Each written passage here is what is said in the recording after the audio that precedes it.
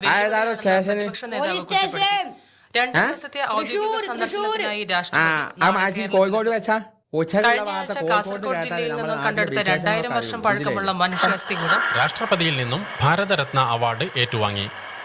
ഇന്നലെ കോട്ടക്കലിനടുത്ത് ദേശീയപാതയിലുണ്ടായ വാഹനാപകടത്തിൽ മരിച്ചവരുടെ മൃതദേഹങ്ങൾ നാളെ പുന്നമടക്കായലിൽ നടക്കുന്ന വള്ളംകളി മത്സരത്തിൽ പങ്കെടുക്കുമെന്ന് ജില്ലാ കലക്ടർ അറിയിച്ചു. ഈ വർഷത്തെ ചലച്ചിത്ര അവാർഡുകൾ പ്രഖ്യാപിച്ചു. ഏറ്റവും നല്ല ചിത്രം കിലോക്ക് 3 രൂപ നിരക്കിൽ റേഷൻ കടകൾ വഴി വിതരണം ചെയ്യുമെന്ന് മന്ത്രിസഭാ യോഗത്തിൽ അദ്ദേഹം പറഞ്ഞു. സംസ്ഥാന ജീവനക്കാർക്കും അധ്യാപകർക്കും അടുത്ത 24 മണിക്കൂർ നേരത്തേക്ക് പ്രത്യേക കാലാവസ്ഥാ മുന്നറിയിപ്പ് ഒന്നുമില്ല.